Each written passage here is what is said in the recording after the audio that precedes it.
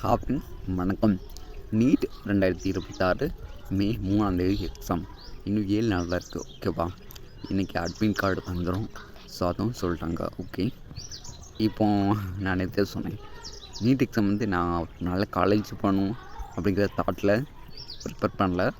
But இதோட difficulty level எப்படி இருக்குது அப்படின்றது செக் பண்ணிவிட்டு மற்றவங்கள்ட்ட போய் கொண்டு சேர்க்கணும். அதான் என்னோடய ஆசை. ஓகேவா? நான் ஏன்னா ஆல்ரெடி டிகிரி கோல்டர். ஸோ அதனால் இதுக்கு 3 சப்ஜெக்ட் சொன்னேன். Physics, chemistry, biology.